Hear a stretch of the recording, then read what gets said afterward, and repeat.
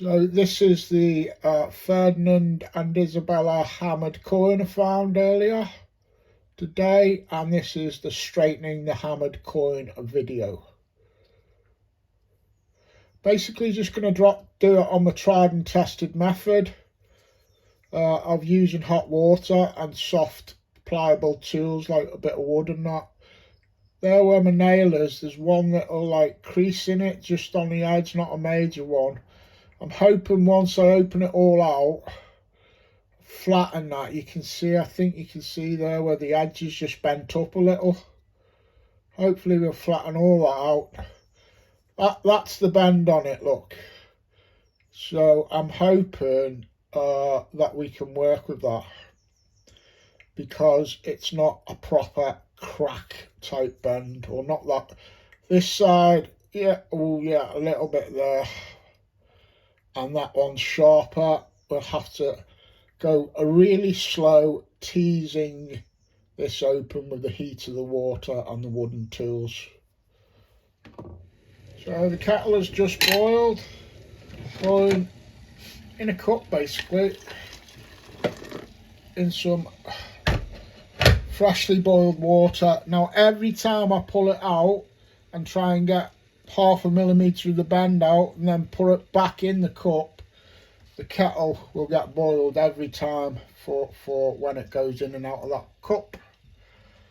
So I think I'll leave it there now for about 60 seconds at least, get some of that heat of the scalding hot water into it. These are the tools that I'm going to use.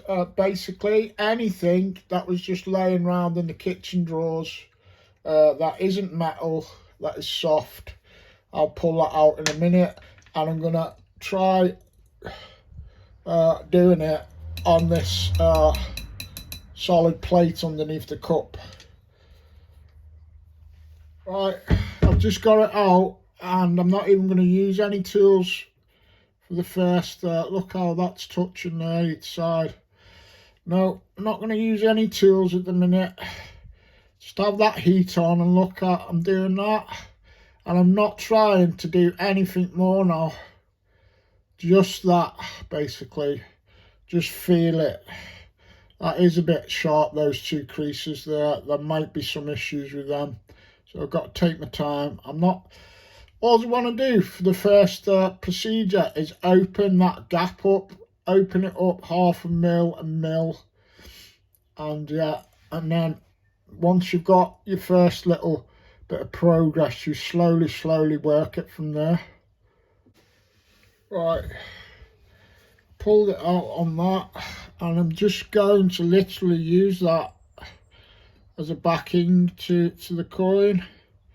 Try and get my nails in there a bit. It's proven rather difficult actually, but patience is the key. Yeah, look at that now. They were touching, and that is the first part of the process. To get them from stopping touching. Look, there is a noticeable gap there now, and that's all you want to be doing on each movement, on each immersion, and pulling it out and working it. You want to be working on them degrees. It's just patience, and it takes as long as it takes. Right, it's just been back in for its second immersion. So out now, and I think that gap has gone from like 0.5 mil or 1 mil to pretty much double that. With the naked eye, it's still almost touching, but that's zoomed in on the phone. You can hear that kettle boiling. I don't want to move the phone now, it's sat up there. So literally every time it goes in, freshly boiled water. I think that is now the third time I've pulled it out, and each time hopefully that'll show you this. You'll see that it's noticeably widening, but very gently. That's the key.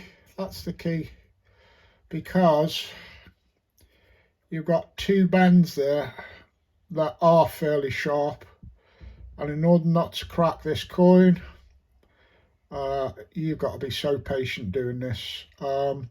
Yes, you can anneal it with direct heat from a blowtorch, and probably a lot quicker, but you will lose any patina that the coin might have had. Although having said that, this coin came out really shiny, but I haven't got a blowtorch. I've always just done it this way anyway.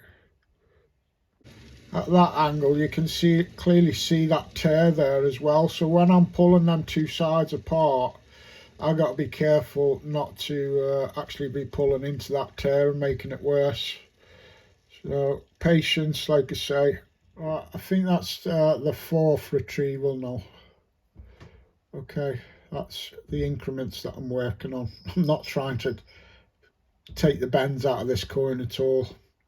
Obviously I am, but on each single application you're not doing anything hardly, and it's the patience that gets them straight. This is being problematic. Don't know whether you can pick up on that bend. I think it's on that one, is it?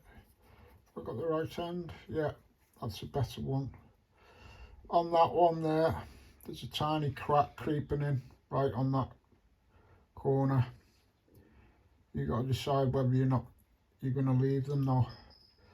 So I'll leave it as it is, or straighten it and possibly have a little bit of a crack in it, knowing that going forward. Worst case scenario, you go down that route and you actually snap it in half though. Well, I come to the decision that I was going to snap it if I continued the way I was going, and so I was either going to leave it completely or try the direct heat method. Yeah, I haven't got a blowtorch, but I just put a spoon in the middle of that bit there, metal spoon, held it in the hot part of the gas hob till it went cherry red, quenched it in cold water, had a little feel of it, it was still almost touching, and I thought, do you know what, it actually feels even more thicker. So I put that in it and I packed it out with some sticks as well. Still worked it, and all of a sudden, occasionally when you're doing these things, you'll just get a nice give. So it went from almost touching to that straight away.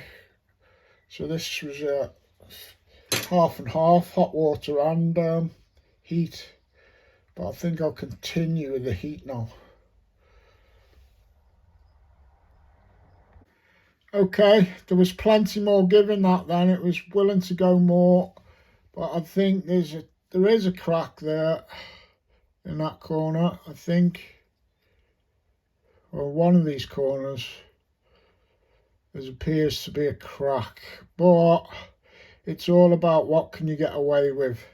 And the reason why I don't normally like to use direct heat is it can affect the patina. But then again, we can always add patina to them. And this was a very shiny, not really patinated coin to begin with. And you can see the shield now in there clearly. Happy days. I think that's the third heat, direct heat I've just given it.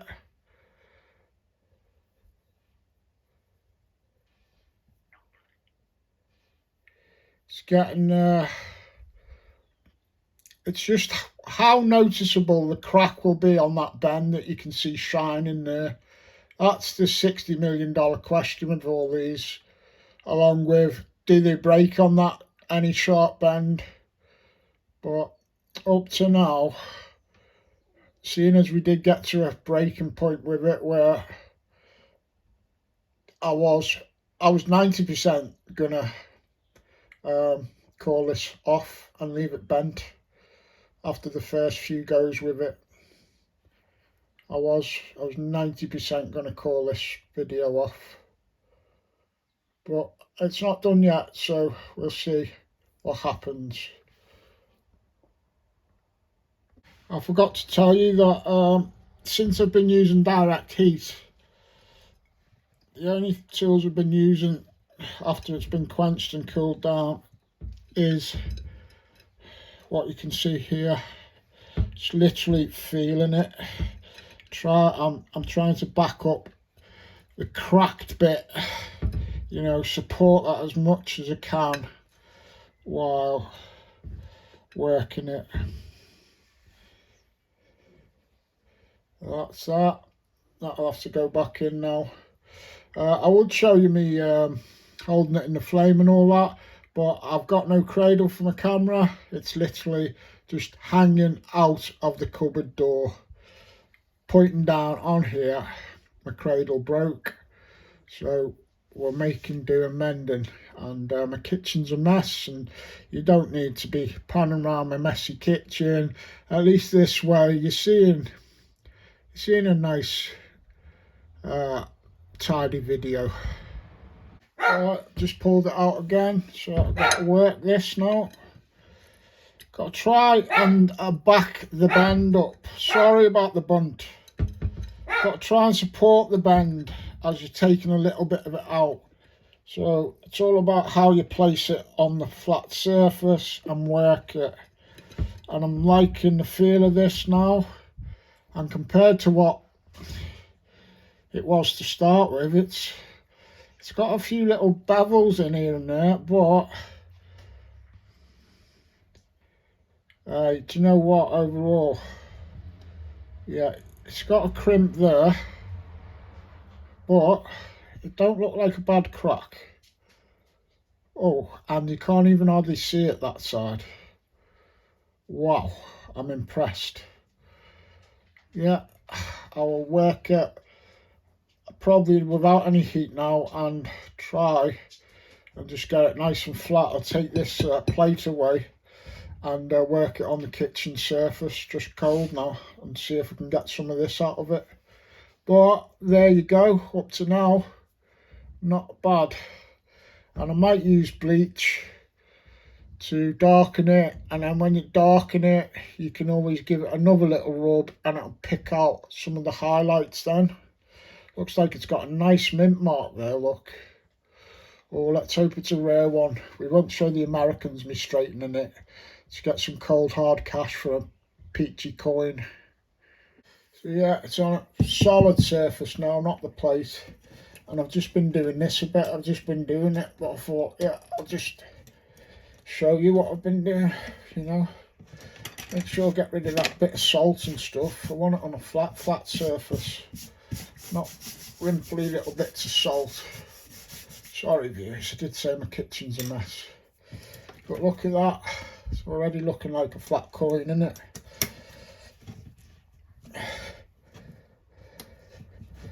This is pretty much going to do it now.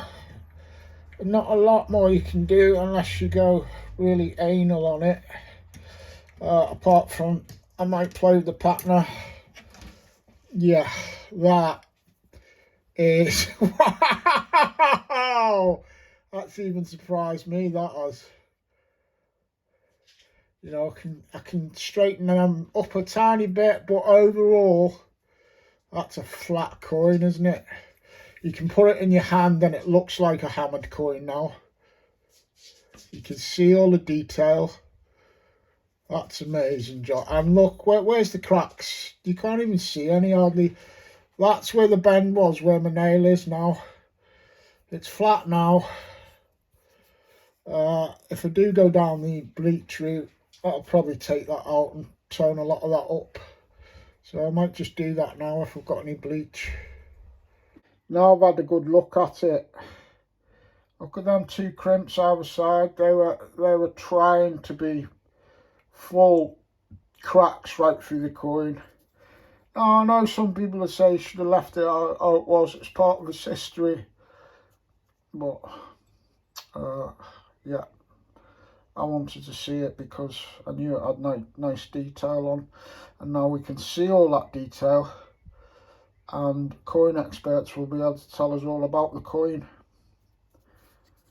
Yeah, that was playing for big stakes there, either side. And pulled it off. about as good as you could in the circumstances. Even, you know, yeah, you'd have to be a master coin surf to do much better. You know, your average detectorist ain't never going to do nothing better than that. And I will put some bleach on it in a minute when I can find some. I'm hoping that's just bleach and got no silly additives in it, because some stuff that says bleach on the bottle don't always work. But if that's just bog standard bleach, that should start going dark in a minute.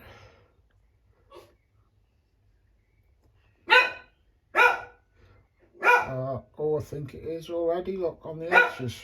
I think it is. I'll give you an update in a minute if this actually works, or I'm just imagining it there. It's been about 3 or 4 minutes and it hasn't actually darkened.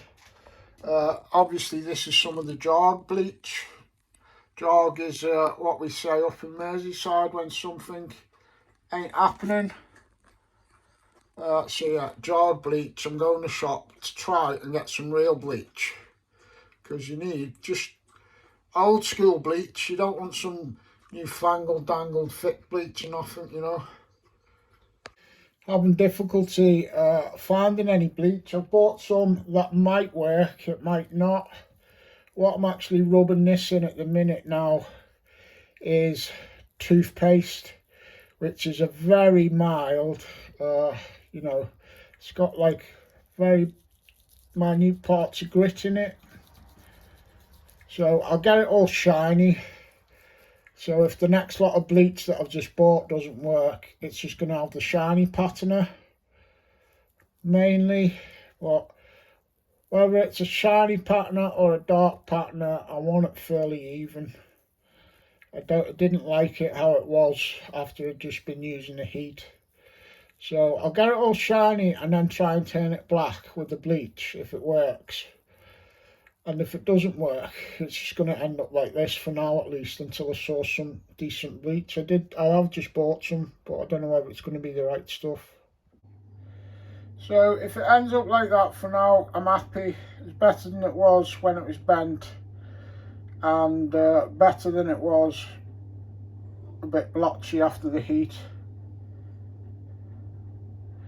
So it's either going to be like that, or this next lot of bleach will work and darken it, and then I can ping out some of them lighter stuff for the highlights against the dark. Second variety of bleach here. I think it might just be going. I don't want to hold my breath, but if that is turning darker, I can then ping out. Look at that pattern now, just as it is. That looks better. Oh, I like that now. I think it is turning, this one. It's a thinner bleach. It's hard to tell looking through the foam whether it's exaggerating it, but even if I look beyond the phone into it directly, I think this is now doing the job that I really wanted. Oh my god. I sound excited, that's because I am. Just bear in mind where we were about just over an hour ago when we started with a bent coin and an uneven patina, and now look at that. Oh, absolutely buzzing. I think I'll fish it out and I won't even try and rub it to pull out any highlights. That is the patina that I'm enjoying seeing right now. Awesome. Wow, look at that, how it's pulling out that design even more now. Oh my god, that's beautiful. Absolutely a beautiful coin. Love it. I've just flipped it over onto the shield side, and already it was almost black, so we'll have to rub this now to ping some of the patina out. I'll pull it out now. Okay, that's the shield side. This other side, I'm quite happy to leave that like that, so I won't rub that. I like that. But I might just do this, see if I can do it on camera now, literally. Just see if a gentle rub will pick out any highlights.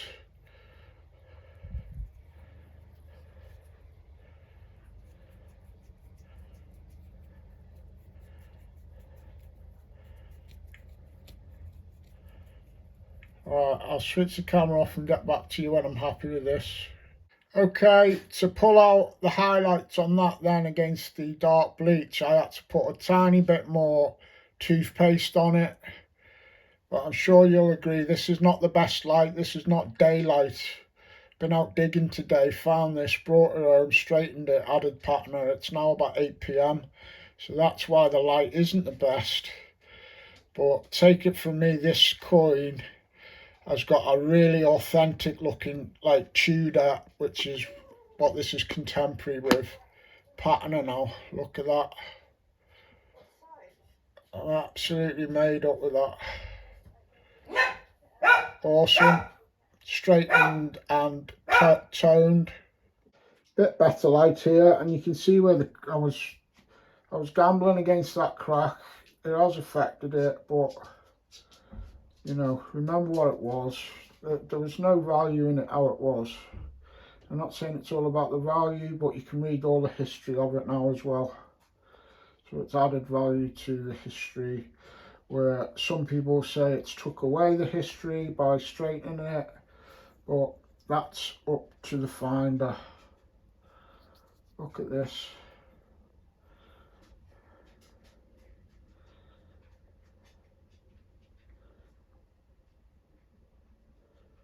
Wow. Well, Jason Jones, Norfolk Button Boy on YouTube, he's just ID'd it more so. So I don't know whether it is Isabella and Ferdinand, but it's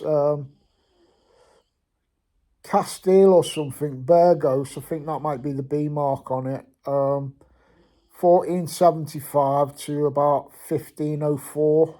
So way back into the 1400s. A lot earlier coin than I actually thought. Thank you, Jason, for that ID, mate. Get subscribed to Jason Button Boy over in Norfolk.